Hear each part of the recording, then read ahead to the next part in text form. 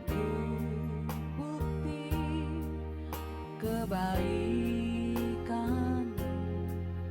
hidupku bukti kasih-Mu, hidupku telah ditebus agar ku hidup bagi-Mu. Hidupku untuk memuliakan-Mu, hidupku untuk kenikmatan-Mu, hidupku untuk melayani-Mu seumur hidupku.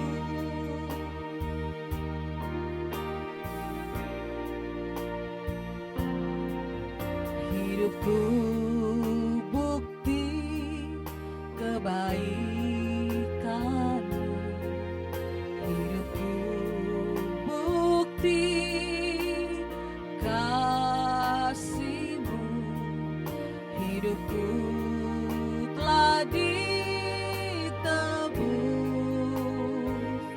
agar ku hidup bagi-Mu.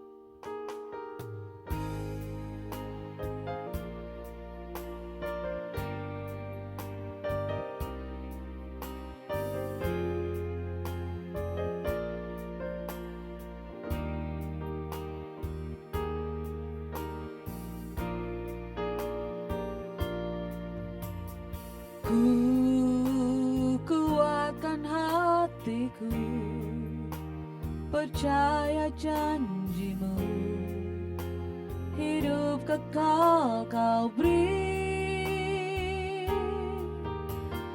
kepada hamba-Mu yang setia, selamanya bersama-Mu.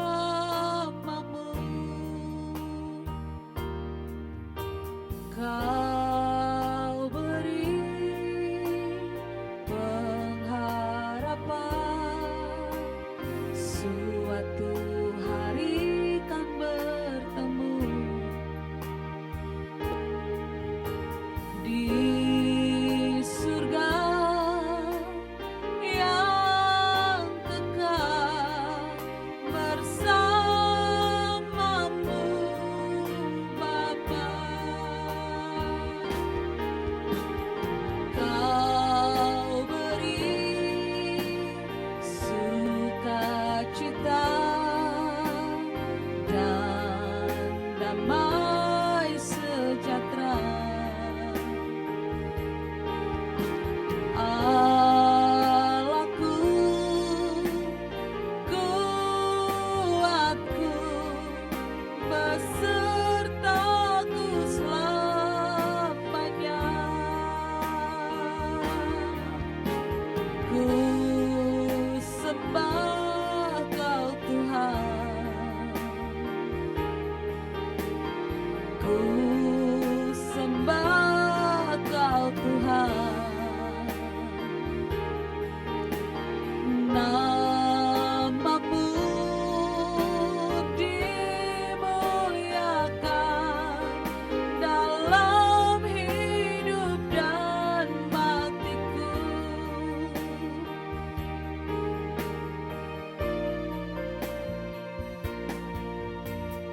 Ku kuatkan hatiku, percaya janji-Mu, hidup kekal Kau beri kepada hamba-Mu yang setia, selamanya bersama-Mu. Kau beri pengharapan, suatu hari kan bertemu di surga yang kekal bersama-Mu Bapa. Kau beri sukacita dan damai sejahtera. Allahku, kuatku, besertaku selamanya. Ku sembah Kau Tuhan, ku sembah Kau Tuhan. Nama-Mu dimuliakan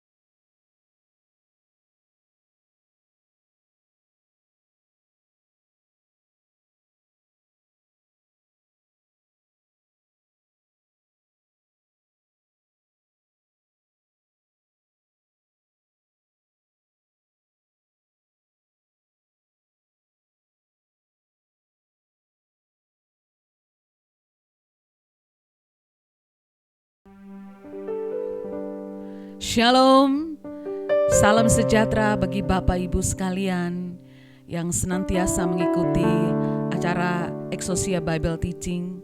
Senang kita berjumpa kembali dalam minggu ini, di hari ini, dan kita bersyukur penyertaan Tuhan selalu ada dalam kehidupan kita. Amin. Dan marilah kita mempersiapkan hati untuk beribadah kepada Tuhan, masuk dalam hadirat-Nya yang kudus, agar kehidupan kita semakin diubahkan dari hari ke hari. Kita akan nyanyikan pujian ini, Aku Memilih-Mu Tuhan. Engkaulah satu-satunya Allah dan Tuhan. Bagiku, bagi keluargaku, bagi semua orang yang aku cintai, Engkaulah segalanya.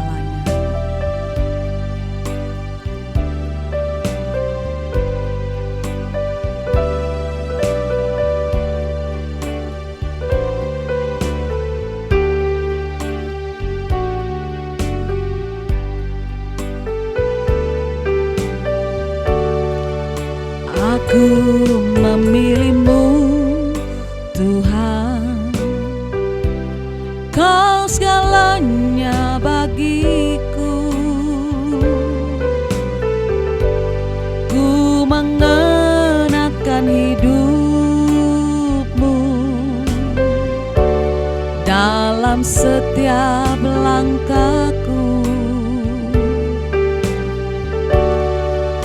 Diriku telah Kau beli dengan darah yang suci.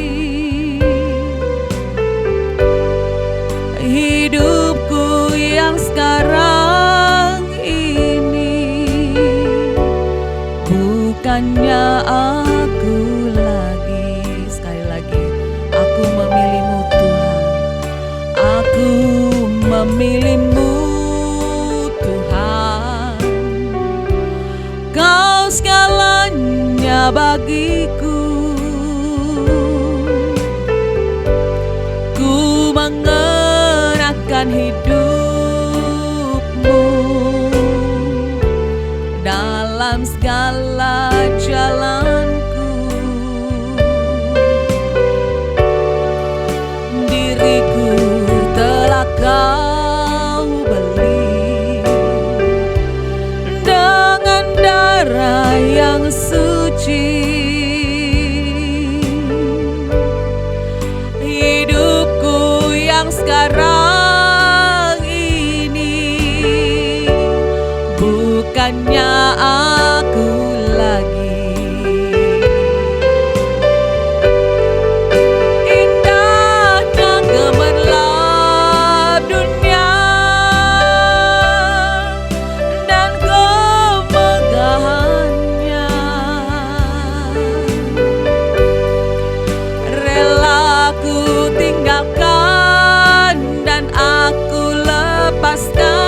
Tak ku ingini lagi. Kini mataku memandang Tuhan Yesus kan datang. Langit dan bumi yang baru, kerinduan hatiku. Mari sekali lagi nyatakan di hadapan Tuhan. Aku memilih-Mu Tuhan, Kau segalanya bagiku. Ku mengenakan hidup-Mu dalam setiap langkahku. Kini telah Kau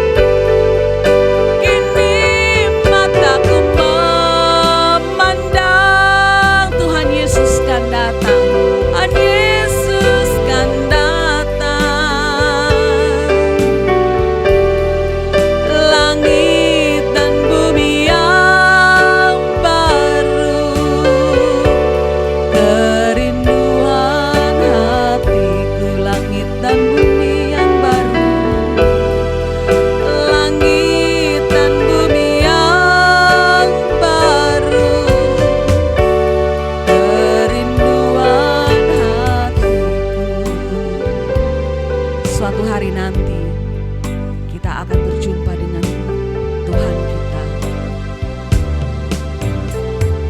Biar itu menjadi kerinduan kita. Amin Bapak Ibu. Kalau kita melihat bumi tempat kita berada sekarang, ini adalah sementara. Tetapi kita merindukan tanah air yang sebenarnya, rumah kita yang sebenarnya, langit baru dan bumi baru. Kalau kita memiliki pandangan seperti ini, maka kita akan menarik hati kita, menarik hidup kita ke atas. Seperti Paulus berkata, pikirkanlah perkara-perkara yang di atas. Karena perkara-perkara di atas itu adalah perkara-perkara yang membawa kemuliaan bagi Tuhan dan memberi kita kepastian bahwa Dia, Allah kita, sungguh benar-benar ada. Dan biarlah kita senantiasa merindukan itu dalam hati kita. Amin. Biar pujian ini boleh mengantar kerinduan kita kepada Allah, bahwa kita merindukan rumahnya yang abadi.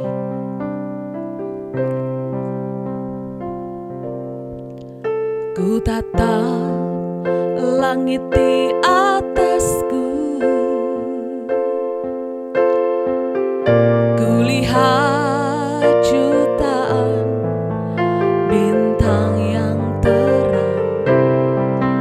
Ku tahu rumahku di salah satunya, rumah yang Kau sediakan bagiku. Ku tatap tempatku berpijak, bumi yang indah tempatku ada. Ku tahu ini tak selamanya, ini bukan rumahku. Suatu saat nanti ku tinggalkan semua, ku pulang ke rumahmu Bapa. Suatu saat nanti kita akan berjumpa, tak ada yang dapat memisahkan kita selamanya.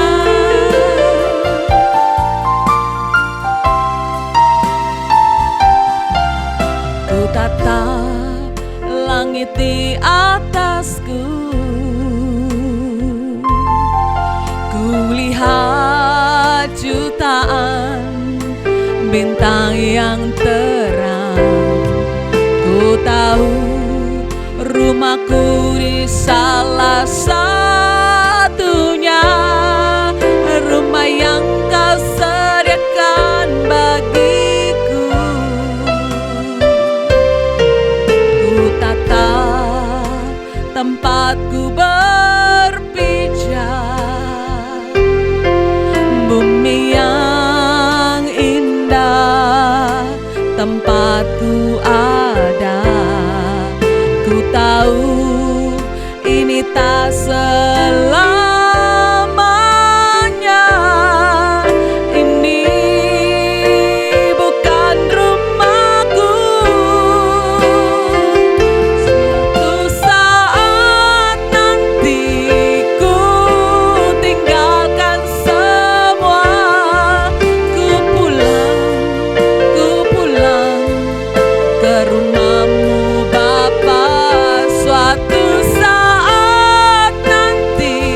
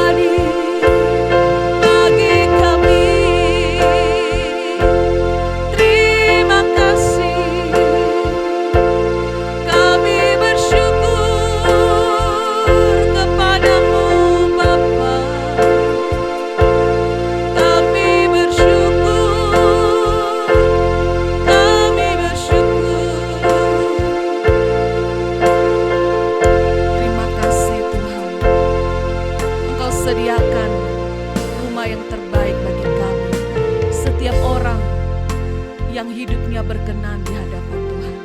Setiap orang yang melakukan kehendak-Mu. Setiap orang yang mengerjakan pekerjaan-Mu dan menyelesaikannya.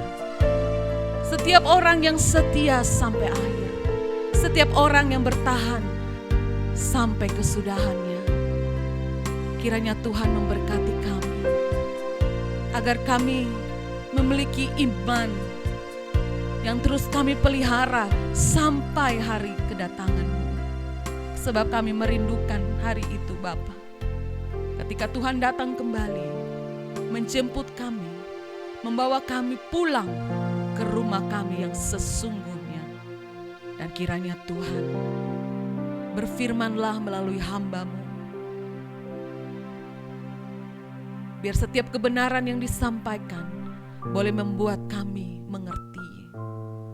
Membuat kami memahami maksud-Mu Tuhan. Agar kami tidak menyia-nyiakan kesempatan hidup kami di dunia ini. Tetapi kami berlomba-lomba masuk dalam pertandingan yang Tuhan telah sediakan bagi kami.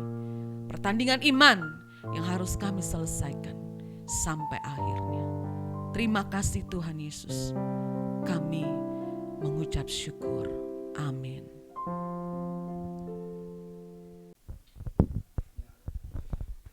Baik Bapak Ibu, kita akan segera masuk dalam serial khotbah pada seri yang ke-7 hari ini, Rabu 8 Juni 2022. Masih dalam tema besar kita, persiapan kedatangan Tuhan dengan subtema membangun pikiran Kristus. Nah, khusus untuk pembahasan kali ini, saya akan membahas tentang cara kerja pikiran dan bagaimana kekuatan pikiran manusia yang menjadi potensi manusia yang diinstal Allah dalam diri setiap orang. Dan mengapa banyak orang sulit mengalami perubahan dari sisi perilaku, karakter, kebiasaan-kebiasaan buruk. Karena tidak mengerti mekanisme dan cara kerja pikiran. Nah, mari kita bahas satu persatu. Ini melanjutkan pada minggu yang lalu Bapak Ibu ya. Cara kerja dan menertibkan pikiran. Di zaman yang serba sibuk seperti sekarang ini, sangat sulit kita menempatkan pikiran kita pada posisi fokus. Nanti saya jelaskan ya. Dan tenang dalam mengerjakan sesuatu. Kenapa? Karena zaman ini adalah zaman di mana kita mendapatkan banyak pilihan. Waktu kita bangun pagi, kita sudah memiliki banyak pilihan. Apakah kita harus bangun? Begitupun setelah bangun, ada pilihan juga. Bangun langsung berdoa, atau langsung buka handphone. Lalu, ada pilihan yang lain, atau mau ke toilet dulu, atau mau cuci muka dulu, dan lain sebagainya. Itu baru pagi-pagi. Setelah selesai mandi, pada waktu jam 7, jam 8 pagi, mulai menjelang siang, maka pasti akan lebih banyak pilihan. Nah, di zaman ini, kita diperhadapkan dengan berbagai macam informasi. Informasi itu datang lebih deras daripada hujan. Setiap detik, ada banyak sekali informasi yang kita terima, khususnya ketika kita membuka handphone kita, tablet kita, iPad kita, laptop kita, ketika kita masuk berselancar di internet, ada begitu banyak sekali pilihan. Dan tidak sedikit ketika orang harusnya mengerjakan tugas tanggung jawabnya A, bisa terdistrak dengan melihat media sosial. Bunyi WhatsApp, kita teralihkan. Ketika kita membuka internet, kita tergoda untuk membuka YouTube. Tergoda untuk membuka Facebook. Seharusnya ada tugas dan prioritas yang kita harus kerjakan. Tapi ketika kita tergoda untuk membuka dan berselancar di internet, ternyata bisa membuang waktu sampai 3-4 jam. Sehingga pekerjaan kita pun tertunda. Dan itu banyak sekali kita temukan di sekitar kita. Termasuk diri kita sendiri. Termasuk. Nah, dan saya pernah mengalami hal itu. Nah, sangat penting untuk kita tertibkan pikiran kita di zaman di mana kita dihujani, dibombardir dengan berbagai macam informasi. Jadi sangat penting untuk kita tertibkan pikiran kita, karena kemampuan menertibkan pikiran itu menenangkan roh. Sehingga kita dapat memusatkan perhatian dan mendengarkan suara Tuhan. Saudara mungkin ingat ada ayat dalam Alkitab bilang begini. Jadilah tenang supaya kamu bisa berdoa. Apa maksudnya? Ketenangan itu kata Mazmur pasal 62. Itu hanya dapat ketika kita dekat dengan Tuhan. Makanya ada lagu. Hanya dekat Allah saja aku tenang. Daripada nyala keselamatanku. Hanya Dia gunung batuku, hanya Dia kota bentengku. Aku tidak akan goyah selama-lamanya. Itu lagu yang sangat terkenal bagi orang Pentakosta, bagi gereja karismatik, yang terdapat dalam Matius pasal 62. Hanya dekat Allah sejak aku tenang. Pertanyaannya, bagaimana supaya kita bisa dekat dengan Allah? Tidak ada cara lain. Selain kita fokus, pertama adalah kita mempelajari, membaca, dan merenungkan kebenaran firman Tuhan. Dan ini butuh fokus. Nah berarti kita tidak mungkin bisa fokus kalau kita tidak punya kemampuan untuk menertibkan diri kita. Kita tidak bisa fokus kalau kita tidak punya kemampuan untuk menertibkan pikiran kita. Dan ingat, Allah telah memberikan kemampuan menertibkan pikiran kita. Itu sejak kita lahir. Sejak lahir sudah ada kedaulatan itu, tapi belum bertumbuh. Itu baru benih, itu baru potensi. Bagaimana supaya bertumbuh? Harus diasuh, dididik dengan benar. Sehingga kehendak bebas kita ini kita gunakan untuk melakukan kehendak Allah. Karena manusia adalah makhluk yang berdaulat atas dirinya sendiri. Sekali lagi, manusia itu adalah makhluk yang berdaulat atas dirinya sendiri. Kita bukan robot yang ditertibkan oleh Allah, dikontrol oleh Allah. No, nanti saya akan bacakan ayat-ayatnya. Tapi kita adalah manusia yang diberikan kedaulatan penuh oleh Allah. Tetapi kedaulatan kita di dalam petunjuk yang telah diberikan oleh Allah. Di dalam tuntunan yang sekarang kita tahu dalam Alkitab bahwa setelah Yesus naik ke sorga, maka Yesus mengirimkan Roh Kudus. Dan kita telah mendapatkan panduan kehidupan, yaitu firman Allah. Bahkan kita telah mendapatkan panduan kehidupan yang bukan hanya tertulis, tapi melalui kehidupan Yesus Kristus. Harusnya menjadi teladan, panduan, panutan, tuntunan hidup saya dan saudara. Bagaimana Yesus mengendalikan pikirannya, mengendalikan keinginannya, dan menggunakan kehendak bebasnya untuk melakukan kehendak Allah. Itu kita mendapatkan teladan itu dari Yesus Kristus. Di mana dia digoda oleh iblis, tapi Yesus tidak pernah dapat ditaklukkan pikirannya. Ini teladan yang kita harus ikuti. Dan kita manusia mampu melakukan itu sebenarnya. Kenapa? Tuhan telah berikan potensi itu, telah diinstal sejak kita lahir. Tetapi itu baru berupa potensi, baru berupa benih. Nah kita punya tanggung jawab untuk bisa mengembangkan, melatih diri untuk menertibkan pikiran kita. Makanya Mas Daud berkata dalam Mazmur, kalau tidak salah Mazmur pasal 33, hai jiwaku, pujilah Tuhan. Jadi kita memerintah pikiran kita. Kita harus memerintah, mengendalikan pikiran kita untuk diarahkan kepada Kristus. Makanya Paulus bilang, hendaklah pikiranmu diarahkan untuk berpikir perkara-perkara yang di atas. Pikirkanlah perkara-perkara yang di atas. Hendaklah kita menaruh pikiran dan perasaan yang terdapat juga dalam Kristus Yesus Tuhan kita. Filipi pasal 2 ayat 5-7. Itu jelas sekali, ya. Nah, ketika kita dengan sadar memahami cara kerja pikiran, kita mengubah koneksi kita dengan Tuhan. Dari biasanya tidak melibatkan Tuhan dalam pekerjaan, dalam rencana, dalam keinginan, dalam gairah, dalam hasrat, dalam kehendak, dalam keputusan, maka setelah kita mulai memahami kebenaran ini bahwa kita harus menertibkan pikiran dan mengarahkan pikiran kita kepada Tuhan, maka pasti ketika kita menginginkan sesuatu, kita akan ingat Tuhan. Kita akan tanya sama diri kita, apakah yang aku ingin ini Tuhan kehendaki? Apakah Tuhan menikmati apa yang aku ingini ini? Apakah Tuhan senang dengan apa yang aku ingini? Pasti akan begitu. Dan biasanya mengendalikan hidup sendiri menjadi melibatkan Tuhan. Jadi ketika kita terus menerus memikirkan Tuhan, maka kita akan melibatkan Tuhan dalam setiap perencanaan-perencanaan kita. Dalam setiap perbuatan-perbuatan kita, dalam setiap tindakan-tindakan kita. Lalu maka kita akan menjadi diri kita yang terus-menerus untuk bergantung sepenuhnya kepada Tuhan. Maka genaplah yang dikatakan Yeremia 17 ayat 7. Terkutuklah orang yang mengandalkan manusia dan diberkatilah orang yang mengandalkan Tuhan. Kesadaran ini memampukan kita untuk menyatukan pikiran dan perasaan kita dengan Tuhan. Tuhan itu bukan kumpulan hukum. Tuhan itu bukan kumpulan doktrin. Tuhan itu bukan sekumpulan ajaran agama. Tuhan itu bukan sekumpulan dogma-dogma teologi. Tapi Tuhan itu adalah pribadi yang punya pikiran dan perasaan. Tuhan itu adalah pribadi yang penuh kasih, tapi dia juga tegas dan adil. Maka Alkitab mencatat, Allah itu kasih dan Allah itu cemburu. Allah kita memiliki hakikat yang seimbang, maha sempurna, tidak berat sebelah, sempurna seimbang. Artinya Allah mengasihi tapi di dalam keadilannya, dan Allah mengadili di dalam kasihnya. Sekali lagi saya sampaikan.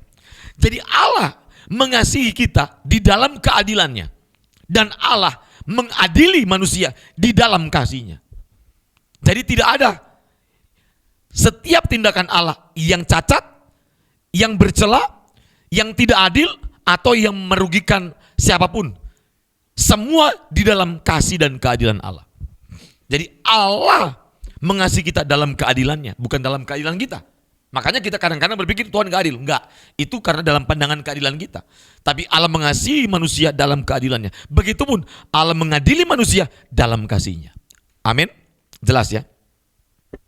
Nah, sekarang kita masuk pada rahasia kekuatan dan cara kerja pikiran.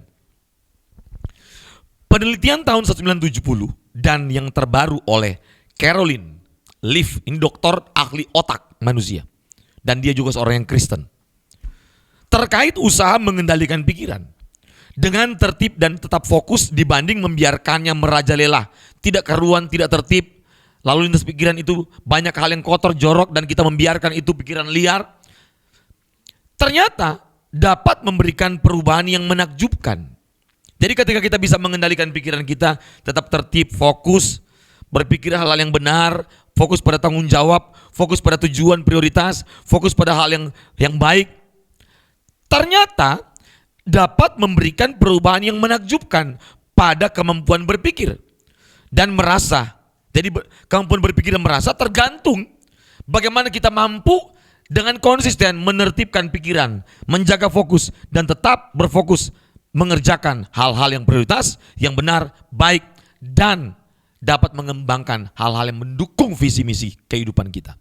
Nah, jadi dapat memberikan perubahan yang menakjubkan pada kemampuan berpikir dan merasa, dan membawa kemajuan pada fungsi kognitif dan keseimbangan emosi.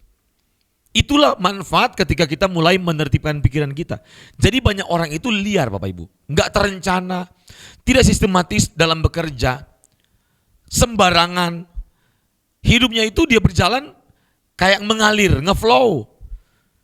Itu susah ditebak jadwalnya. Bisa berubah kapan saja. Ini liar pikirannya. Lagi mengerjakan A langsung buka yang B, C, D dan segala macam. Akhirnya nggak ada yang tuntas. Padahal ada hal-hal yang harus dikerjakan tapi tidak selesai. Kenapa? Karena tidak terbiasa untuk mengontrol pikirannya, mengendalikan pikirannya agar tertib. Roh Kudus itu adalah roh yang tertib. Jadi kalau kita bilang aku mau dipimpin oleh Roh Kudus, satu, dengar baik-baik. Orang yang mau dipimpin oleh Roh Kudus harus tertib hidupnya. Tertib masalah jadwal. Jadi banyak orang sebenarnya dia rajin ibadah, tapi hidupnya nggak tertib. Berarti dia tidak memberikan hidupnya dipimpin oleh Roh Kudus. Karena Roh Kudus itu sifatnya tertib. Cara kerja Roh Kudus tertib. Tidak liar. Tidak sembarangan, tidak kacau balau. Semua tertib.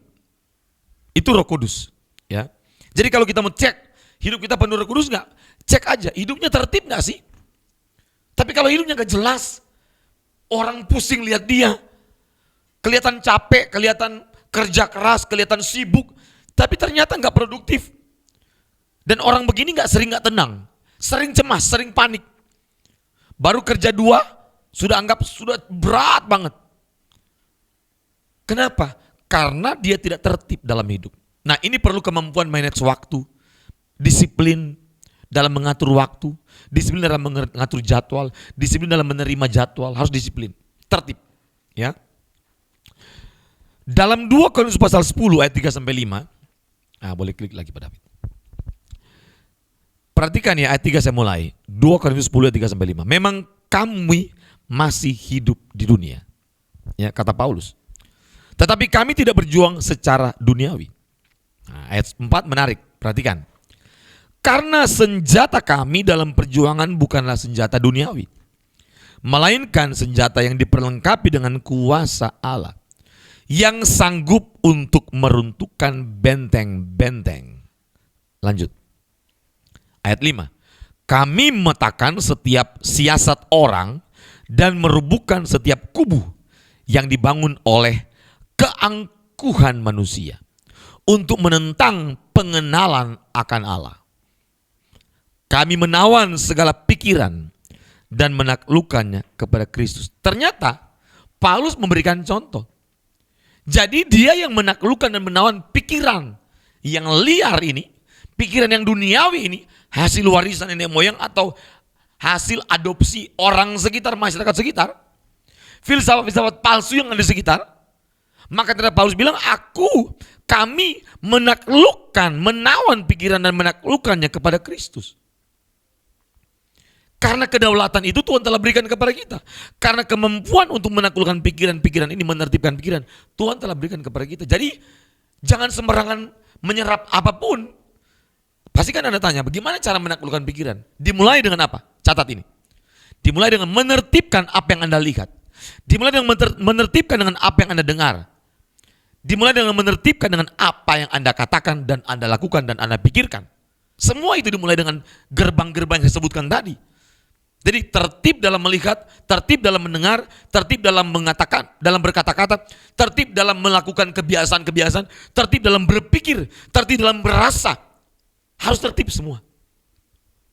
Tapi semua dari apa? Dari melihat dulu. Tertib. Apa yang Anda lihat? Tertib. Oh, Anda boleh sembarangan. Oh, ini gak boleh. Sampah. Ini sampah. Ini yang saya mau dengar. Ini yang saya mau lihat. Harus begitu. Menertibkan dan mengendalikan pikiran adalah salah satu langkah yang harus dilakukan untuk membebaskan kita dari jerat dan ikatan duniawi yang menyesatkan dan mengusir kedamaian batin. Perhatikan baik-baik ini Bapak Ibu. Jadi menertibkan dan mengendalikan pikiran adalah salah satu langkah yang harus dilakukan untuk membebaskan kita dari jerat dan ikatan duniawi yang menyesatkan dan mengusir kedamaian batin. Jadi kita tidak mungkin mengalami kedamaian kalau kita tidak mampu melakukan langkah-langkah untuk mengendalikan pikiran kita. Jadi banyak orang itu stres. Itu sebenarnya nggak perlu stres. Karena nggak punya kemampuan untuk mengendalikan pikiran-pikirannya. Hidupnya nggak tertib. Jadi hati-hati. Ya, hati-hati dengan hidup yang sembarangan ya. Lanjut. Amsal 4 ayat 20-22. Hai anakku, perhatikanlah perkataanku. Arahkanlah telingamu kepada ucapanku. Nah, diminta arahkan berarti apa? Kita yang bertanggung jawab mengarahkan telinga kita kemana. Janganlah semuanya itu menjauh dari matamu. Simpanlah itu di lubuk hatimu. Karena itulah yang menjadi kehidupan bagi mereka yang mendapatkannya. Dan kesembuhan bagi seluruh tubuh mereka. Nah, ini ayat kalau kita baca ternyata kita harus mengendalikan dan mengarahkan telinga kita. Kenapa telinga Pak? Perhatikan. Karena pikiran kita, mindset kita, cara berpikir kita itu dipengaruhi, dibentuk oleh informasi yang masuk baik melalui mata maupun lewat telinga. Makanya Ulangan pasal 6 berkata, "Hear, O Israel." Dengarlah hai o Israel. Disuruh dengar. Jadi telinga kita ini, apa yang sering kita dengar harus dipastikan kita arahkan kepada hal-hal yang benar. Harus arahkan kepada apa yang Tuhan katakan. Harus banyak mendengar apa yang Tuhan katakan. Amin. Harus mendengar suara Tuhan, harus. Maka perlu waktu. Selain membaca Alkitab, harus waktu duduk berdua dengan Tuhan. Duduk hanya berlutut berdua dengan Tuhan. Berkomunikasi dengan Tuhan, membangun relasi dengan Tuhan setiap hari. Dan kita mengarahkan telinga kita. Tuhan bicara kepada. Karena setiap kita punya namanya telinga rohani, mata rohani, telinga batin, mata batin. Kadang-kadang kita tidak bisa melihat dengan mata fisik. Kadang-kadang kita tidak bisa mendengar dengan telinga fisik kita. Tapi kita bisa melihat dan mendengar dengan telinga dan mata batin kita. Makanya pengertian-pengertian batin jauh melampaui dibanding hanya dengan pengertian-pengertian secara kognitif yang berbasis logika dan dengan mengacu kepada alat atau tools indera, mata dan telinga. Ya. Nah, rahasia dan kekuatan dan cara kerja pikiran. Kunci agar berhasil menertibkan dan mengendalikan pikiran adalah fokus kepada kebenaran. Sekali lagi, fokus pada kebenaran. Ini mudah. Anda pasti sudah sering dengar. Tapi ini yang paling sulit dilakukan. Kenapa? Bicara fokus bukan cuma sekali fokus, tapi setiap hari, dan itu tidak mudah dilakukan. Sekali fokus bisa, mudah. Tapi kalau tiap hari selama bertahun-tahun, itu nggak mudah. Jadi tertibkan dan kendalikan pikiran kita hanya untuk fokus kepada kebenaran dan Tuhan, bukan jalan Tuhan dan bukan jalan dunia. Ilmu pengetahuan membuktikan bahwa merenungkan pokok-pokok pengajaran Tuhan menghubungkan kembali sirkuit baru yang ada dalam otak, yang sehat di dalam otak kita.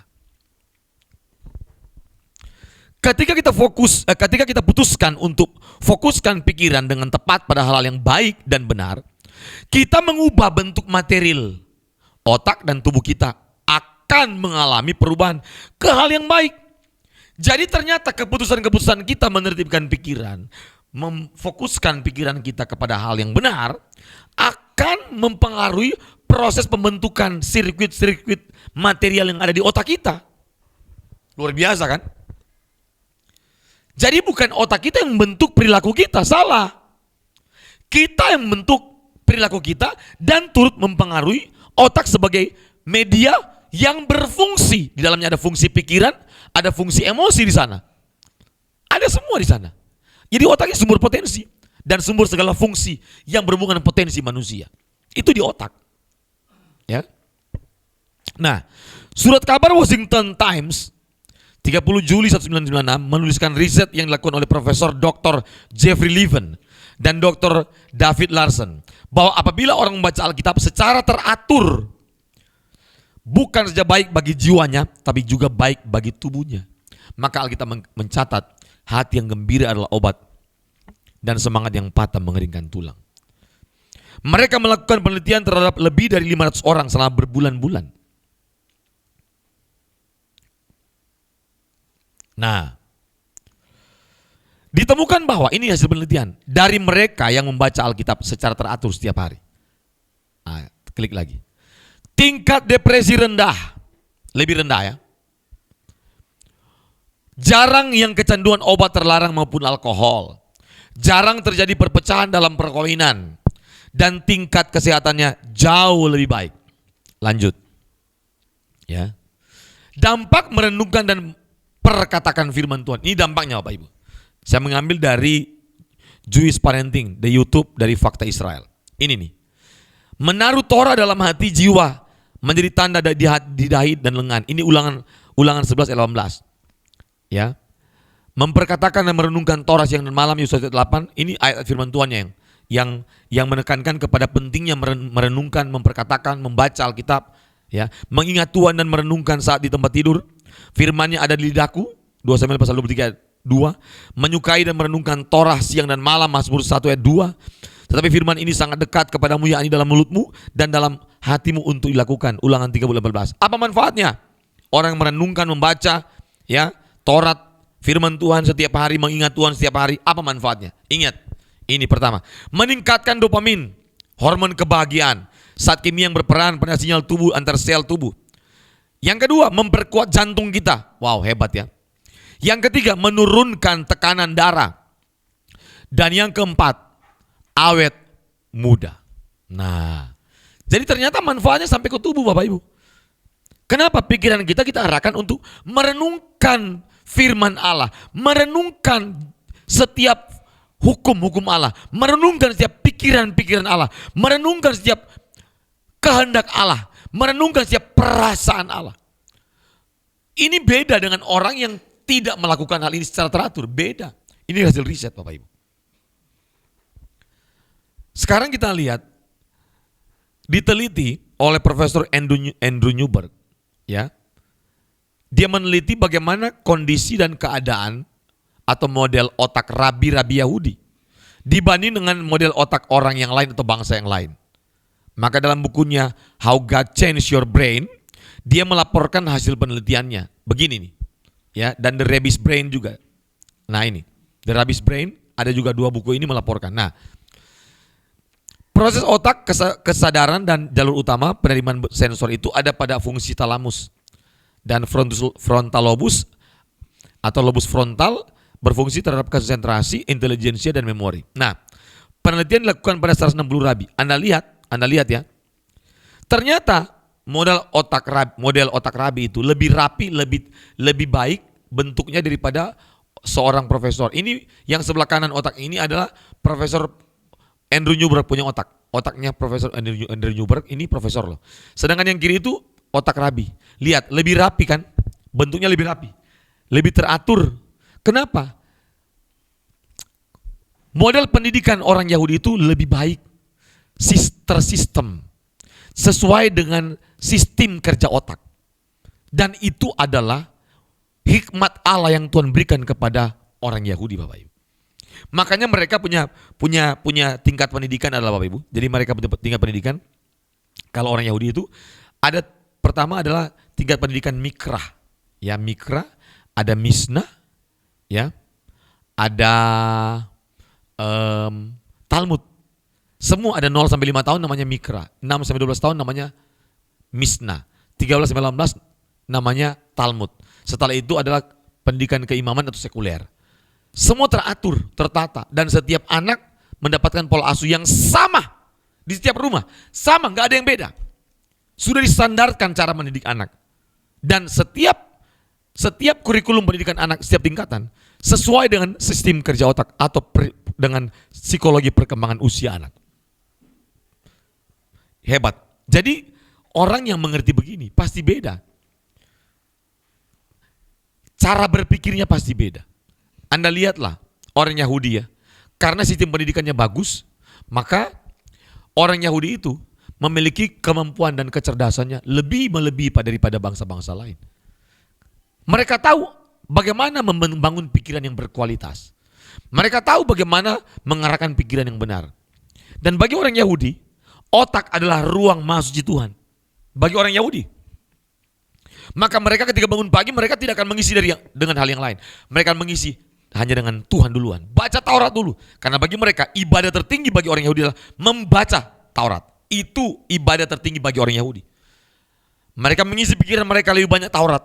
Terus. Dan benarlah kata Alkitab. Takut akan Tuhan adalah permulaan hikmat dan pengetahuan. Nah, saya mengajak kepada kita. Di tengah zaman yang makin sibuk. Banyak sekali informasi yang membardir kita. Sehingga kalau kita lihat fakta di lapangan. Kalau di rumah pun sudah ketemu antara papa, mama, anak-anak. Tapi tidak terlihat satu komunikasi yang sehat. Masing-masing dengan kesibukan mereka. Pegang handphone masing-masing. Padahal satu rumah. Di dalam satu ruangan.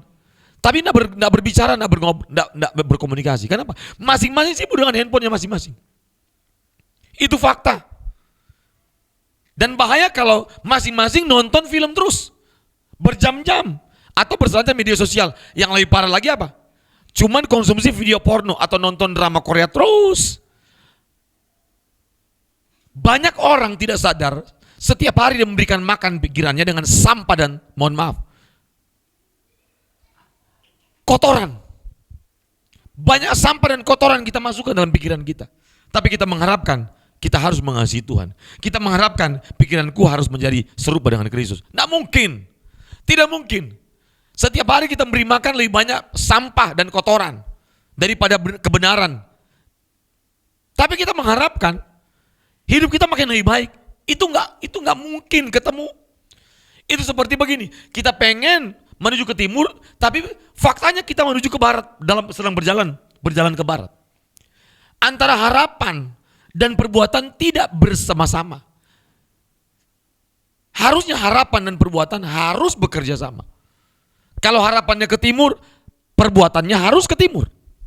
Tapi faktanya, harapan kita adalah ingin masuk surga, tapi kita mengkonsumsi pikiran-pikiran yang sampah, penuh dengan kotoran, racun, merusak jiwa, merusak batin.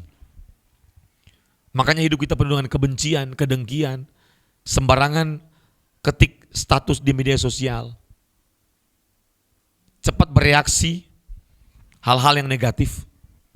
Kita tidak suka melihat orang lain maju. Pikiran kita sulit untuk diarahkan kepada Kristus. Ketika kita berdoa, pikiran kita nggak tenang, hati nggak tenang.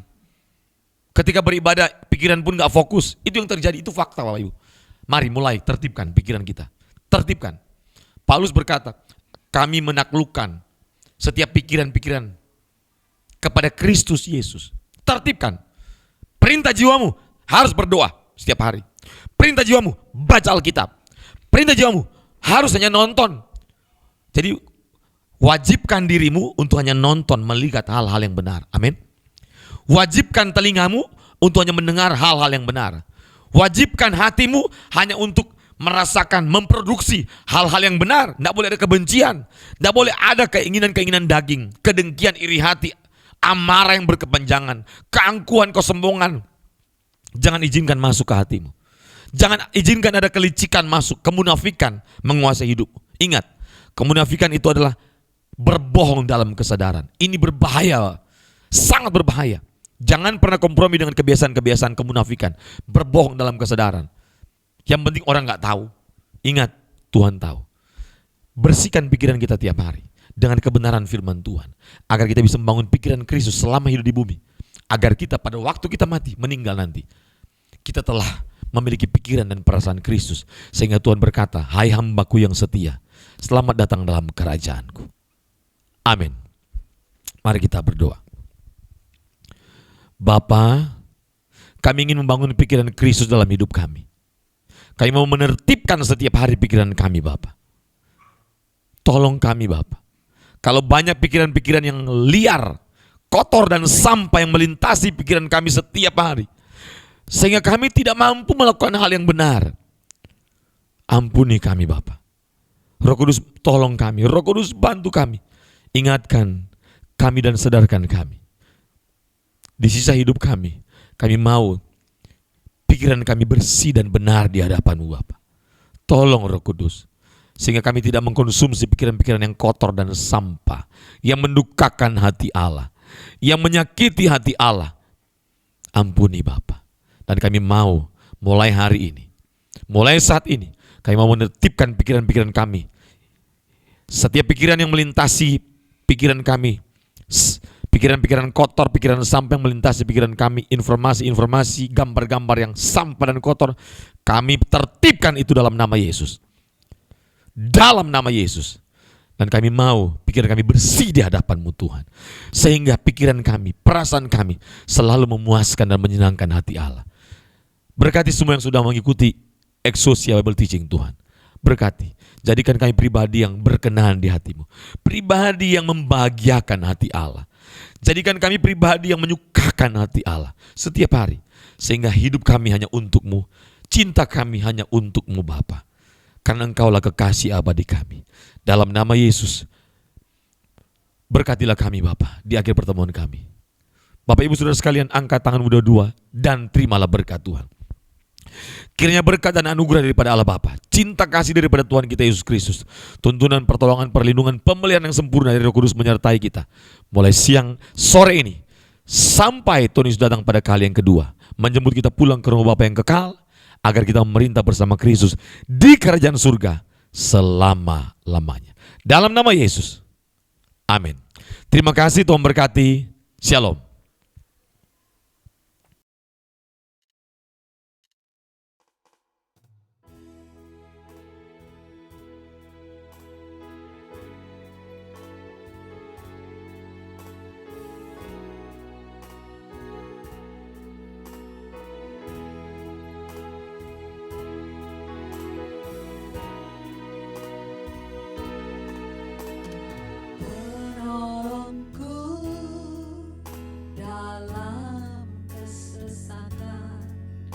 penghiburku di waktu